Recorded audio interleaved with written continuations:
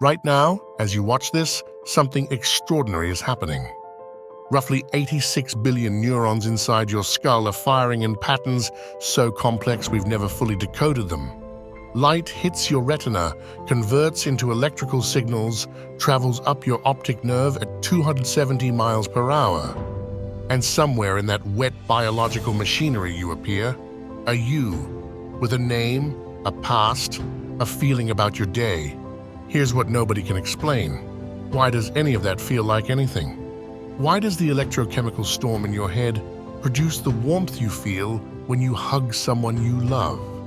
Why, when you stub your toe, is there you experiencing the pain rather than just a system processing damaged signals?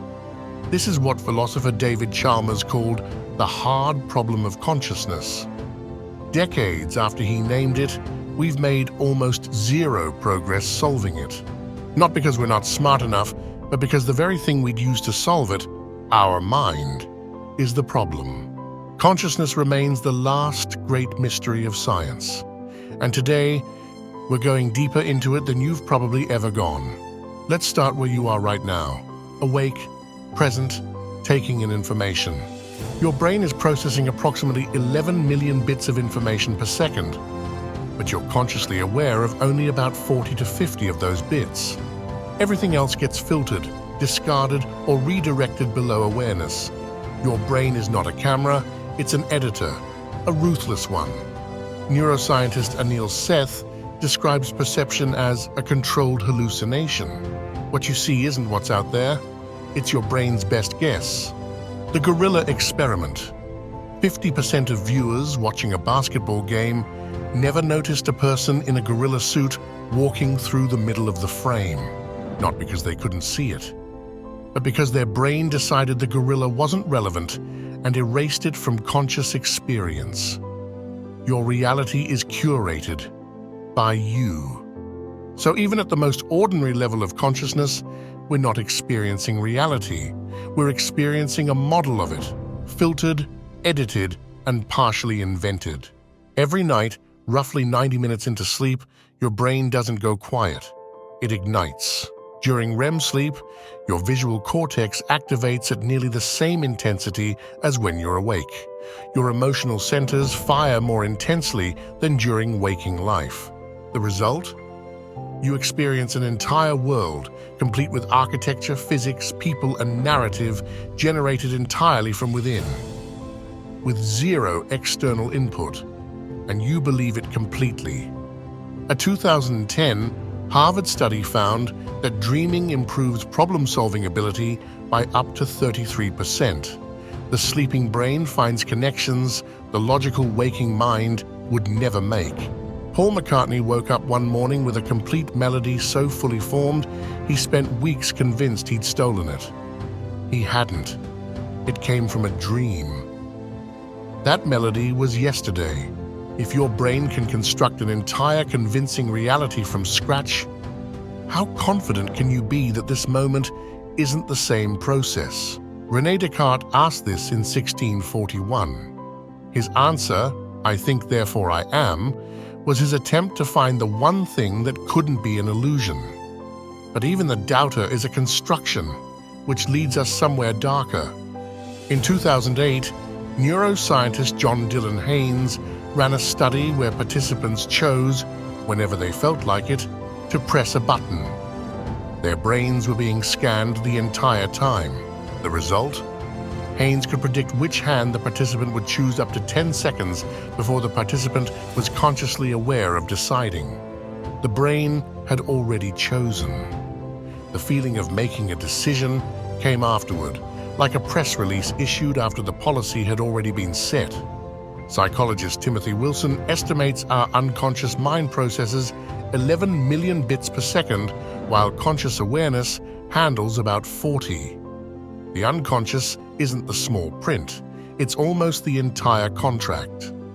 Carl Jung described the collective unconscious, the idea that certain archetypes appear across every human culture because they're woven into the shared architecture of consciousness itself. The hero's journey, the shadow, the trickster, not just literary devices, possibly fundamental features of how mind organizes experience. In 2016, Robin Carhart-Harris at Imperial College London ran brain scans on people who had taken psilocybin. What he found upended assumptions about consciousness. Under psilocybin, the default mode network, the system responsible for your sense of self, dramatically quieted. And when that self-narrating system went offline, subjects reported something unexpected. Not confusion, intense clarity, a dissolving of the boundary between self and world, a feeling that everything was profoundly connected. Many participants with terminal cancer diagnoses reported that a single session reduced death anxiety more effectively than months of conventional therapy. Long-term meditators describe strikingly similar states. A study at Massachusetts General Hospital found that experienced meditators had measurably thicker cortical tissue than non-meditators of the same age. Every tradition that has gone deep into consciousness arrives at the same strange observation. Underneath all thought, all emotion, all sensation, something is watching. The Upanishads call it the witness. Buddhism calls it Rijpe, pure naked awareness. The Stoics called it the hegemonikon, the faculty that stands apart from all impressions. Researcher Judson Brewer at Brown University studied self-transcendent experiences, moments when the default mode network goes quiet and open, awareness takes over. His research shows this state correlates with dramatically reduced anxiety, reduced rumination, and a deep sense of presence and meaning. Subjects consistently describe this state as more real than ordinary waking experience, not less. As if everyday consciousness is the foggy version, and this is clarity. In 2017, neuroscientists at Yale studied what happens in the brain during cardiac arrest. In the minutes after the heart stops, they recorded a massive surge of gamma wave activity, more organized than ordinary waking consciousness.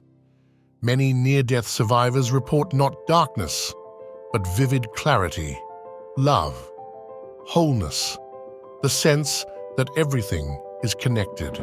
This has pushed serious researchers to ask a radical question. What if consciousness is not produced by the brain, but is in some way fundamental, woven into the fabric of reality itself? This is called panpsychism, not the idea that rocks are thinking, but that experience in some minimal form may be a basic feature of reality itself. Human consciousness is simply the most complex, most reflective version of something that runs all the way down. If true, it would mean consciousness doesn't appear in the universe. The universe is conscious, and we are the places where it wakes up enough to wonder about itself. You are not a machine that generates consciousness.